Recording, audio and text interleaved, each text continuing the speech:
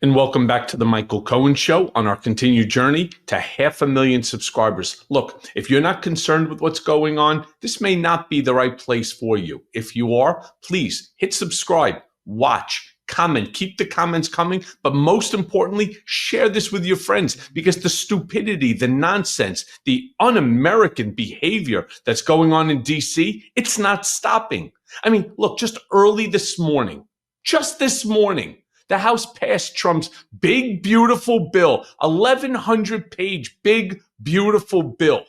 And while there were changes made last night, every single Democrat voted no. Republican Representatives Warren Davidson of Ohio and Thomas Massey of Kentucky, they too voted no.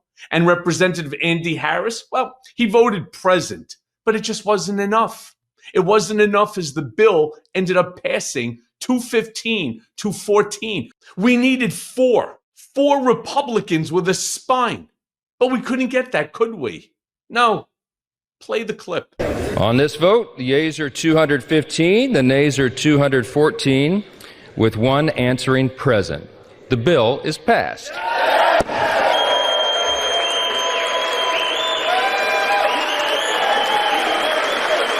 USA. Unbelievable. They are applauding, not for you, not for me, not for America. They're applauding for their own jobs. I mean, MAGA Mike also sucked up to Trump last night as Democrats laughed in his face. Play the clip. On the world stage. And today wouldn't be possible without the leadership of arguably the most powerful and the most successful and the most respected president in the modern era of the United States.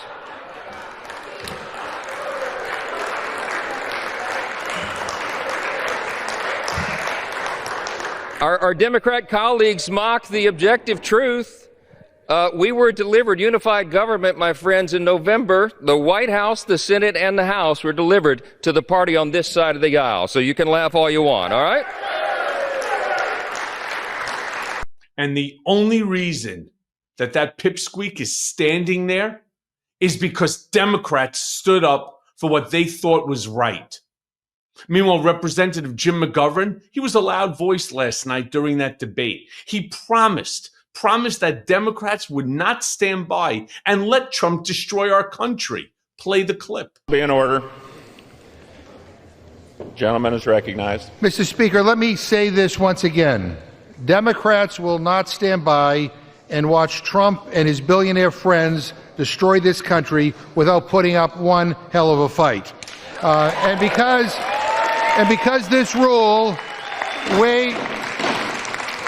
Yeah, I mean, unless you read this 1,100-plus page big, beautiful bill, you can't imagine what they are cutting.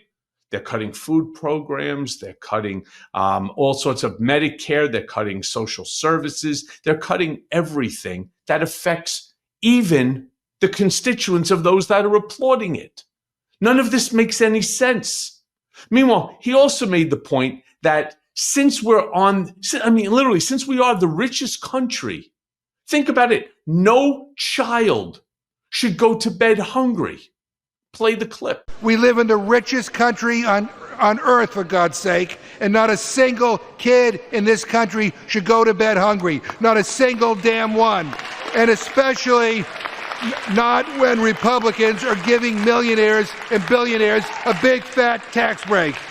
And I think Republicans... House order. It's so right. I mean, you actually have to fully understand the devastating effect that this big, beautiful bill is going to have on the very people who actually, again, are in that room. Meanwhile, a Republican, in defense of the bill, he literally tried to claim that Rome was burning. McGovern had a poignant clapback. Play that clip. See, Rome is burning. And it doesn't seem as though people realize that. Mr. Speaker, one of the previous Republican speakers got up and said Rome is burning. I hate to tell him, but Republicans are in charge. And Trump is your Caesar. Yeah, I mean, McGovern is absolutely right. He's spot on here. And, I don't know what they can do at this point. We Democrats lost the House, we lost the Senate, and we lost the White House. In fact, I also claim that we've lost the Supreme Court of the United States, though they seem to, in certain cases, be holding true. This is a very dangerous place that we are in right now. We are out of control. The fact that Democrats can't find four, it's not like they have some whopping majority. This was 215 to 214. Even if that abstention ended up voting no, J.D. Vance would have come to MAGA Mike Johnson, and then he would have the tying vote, and they would have passed it anyway. We needed four lousy Republicans to stand up and say, this is wrong for the future of America. This is wrong for the generations that are going to follow us. We are going to increase the debt to them over 10 years by $30 trillion. We're going to, in essence, double our deficit. It's already unsustainable. The markets are already demonstrating it. But what do? They pass it anyway because that's what Trump wanted. Meanwhile, Thomas Massie, one of the two, thank God, GOP members who voted no, he spoke about how this bill is going to hurt Americans. Play the clip. Well, I'd love to stand here and tell the American people, we can cut your taxes and we can increase spending and everything's going to be just fine. But I can't do that because I'm here to deliver a dose of reality. This bill dramatically increases deficits in the near term, but promises our government will be fiscally responsible 5 years from now. Where have we heard that before? How do you bind a future Congress to these promises? This bill is a debt bomb ticking. Congress can do funny math, fantasy math, if it wants, but bond investors don't. And this week, they sent us a message.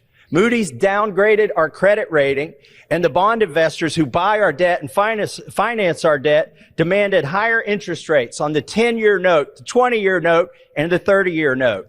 What does this mean?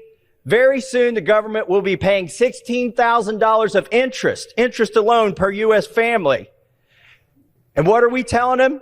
Instead of taking care of that problem, we're going to give you a $1,600 tax break.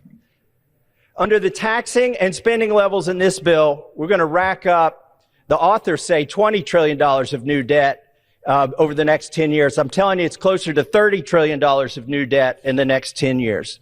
Mr. Speaker, we're not rearranging deck chairs on the Titanic tonight. We're putting coal in the boiler and setting a course for the iceberg. If something is beautiful, you don't do it after midnight. I oppose this bill. Gentleman's time has expired. Yeah. I mean, look, where are the others? Where are the other Thomas Massies? Some who are fiscally responsible, the fiscal conservatives. This bill is everything opposite of that. And yet, the majority, the vast majority, all but three, had the guts to turn around, to say no, or to abstain. Democratic Representative Brendan Boyle, he pointed out that of the 13.7 million Americans who are going to lose their health care, not a one of them, not one, are undocumented immigrants. Play the clip. We just verified with the Congressional Budget Office, and of the 13.7 million Americans who will lose their health care because of their bill, exactly 0 are undocumented immigrants. So the complete artifice that the other side is attempting to convince you is that almost 14 million Americans will lose their health care, but don't worry about it. They're all illegals. They're all people who are defrauding the system. It's completely false, and every independent source has verified that it is false. Yay. With that, Mr. Speaker. I'm going to tell you, here's the problem. The problem is, while everything that Representative Boyle is saying there is accurate, who is he talking to? C-SPAN? Who's watching this? Few people. Let me be very clear about something. The way that we take back the House, the way that we take back the Senate, and ultimately the White House and undo. It's going to take, God willing, the next president is Democrat. It will take that president probably close to a year every single day working to dismantle the damage that is currently being done. And you know how you're going to know the damage is being done? Because very soon you're going to start to feel it real heavy in your pockets.